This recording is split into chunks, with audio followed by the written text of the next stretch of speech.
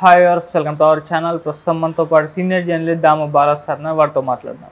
నమస్కారం. నమస్తే so Johnny master పైన ఆరోపణలు వచ్చిన తర్వాత ఆయన ఎక్కడ కూడా బయటకు వచ్చి మాట్లాడింది లేదు, కనిపించలేదు, పరారిలో ఉన్నాడని చెప్పేసి వార్తలు అయితే ప్రచారం జరిగాయి. అయితే నిన్న ఆయన భార్య నార్సింగి పోలీస్ స్టేషన్కి వెళ్ళారు. అక్కడ మాట్లాడినట్టయితే తెలుస్తుంది, విచారణ చేసినట్టు తెలుస్తుంది.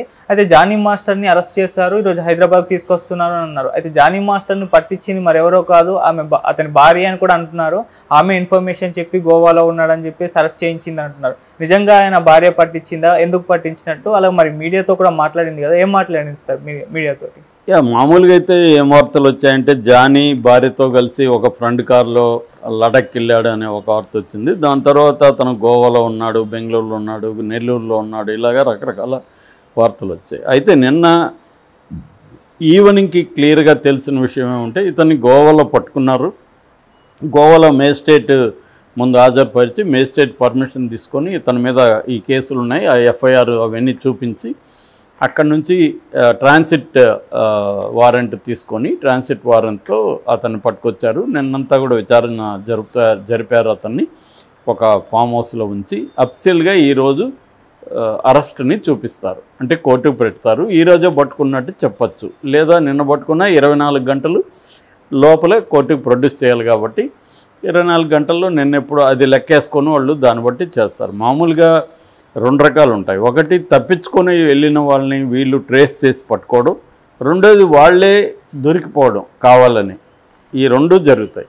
ఇక్కడ కేసులో ఏం చెప్తున్నారంటే జానీ మాస్టర్ భార్యే ఇన్ఫర్మేషన్ పోలీసులకి ఇచ్చింది, సో దాన్ని బట్టే వాళ్ళు పోలీసులు వెళ్ళి పట్టుకున్నారని. అయితే జానీ మాస్టర్ భార్య ఎందుకు సొంత హస్బెండ్ని పట్టిస్తుంది అనుకున్నప్పుడు ఇక్కడ జానీ మాస్టర్ భార్య ఇద్దరు కలిసే ఈ డ్రామా ఆడారు అనేది ఒక విశ్లేషణ. ఎందుకంటే ఇతనికి ముందస్తు బెయిల్ వచ్చే పరిస్థితి లేదు. మామూలుగా జానీ మాస్టర్ తప్పించుకున్నాడు. ఆయనకు ముందే ఐడియా ఉంది, ఈ అమ్మాయి 2 వారాల ముందే పోలీసులు కంప్లైంట్ ఇవ్వకముందు 2 వారాల ముందే ఛాంబర్లో కంప్లైంట్ చేసింది. ఛాంబరు జానీ మాస్టర్ని కన్సల్ట్ చేశారు, ఇలాగ నీ మీద కంప్లైంట్ వచ్చింది, నీ సమాధానం ఏమంటే ఈయన సమాధానం ఇచ్చాడు, అవన్నీ రికార్డ్ అయినాయి. కాబట్టి అప్పటికే జానీ మాస్టర్కి ఐడియా ఉంది. అలాగే ఒక పెద్ద హీరో తన మేనేజర్ని పంపించి ఆ అమ్మాయికి సపోర్ట్ చేస్తున్నాడు అనే విషయం కూడా జానీ మాస్టర్కి తెలుసు. ఆ పెద్ద హీరో అల్లు అర్జున్ అనేది కూడా ఒక పుకారు ఉంది, అది నిజమా కాదు తెలియదు.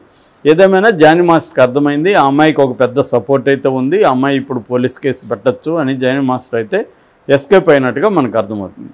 మరి నిజంగానే గోవాలో ఉన్నాడా లేదా అనేది పోలీసులు చెప్తే కానీ మనకు అఫీషియల్గా తెలియదు. అయితే వస్తున్న సమాచారం ప్రకారం అయితే అతను గోవాలో ఉన్నాడు, వీళ్ళు పట్టుకున్నారు.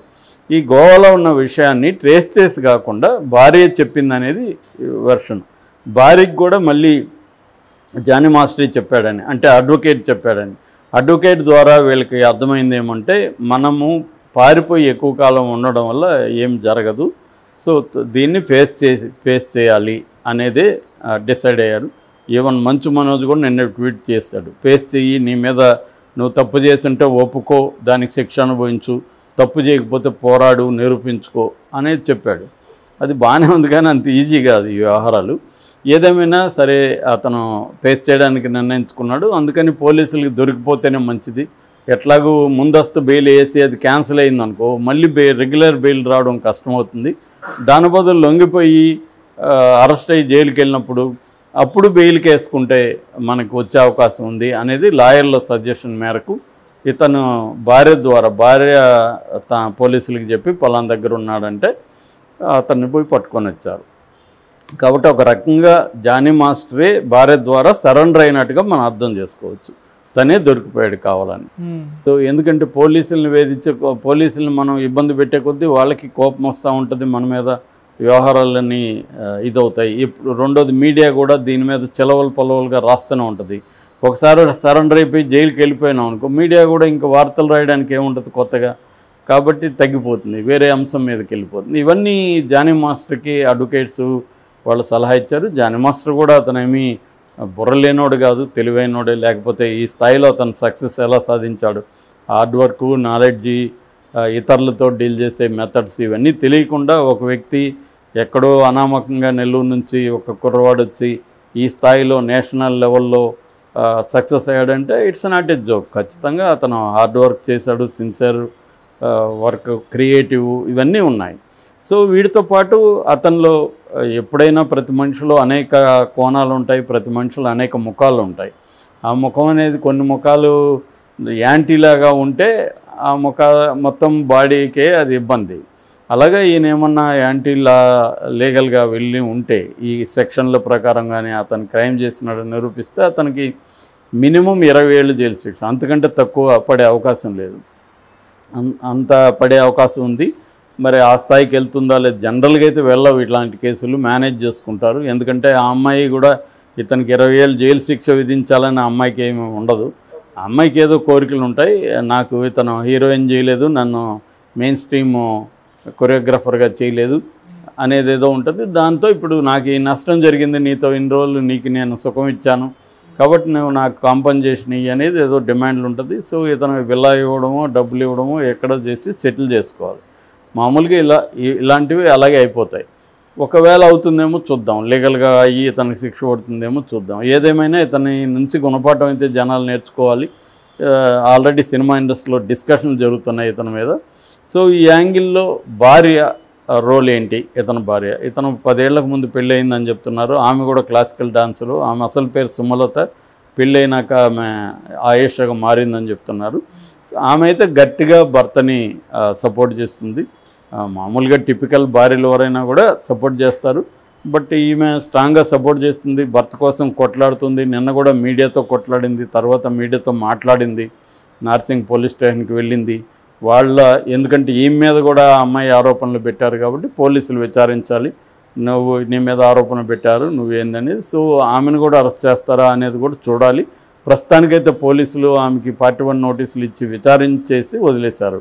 ఎందుకంటే ఈమె మామూలుగా అయితే 8 సంవత్సరాల పైన శిక్ష పడే కేసుల్లో మాత్రమే పోలీసులు అరెస్ట్ చేయాలనేది చట్టం చెప్తుంది.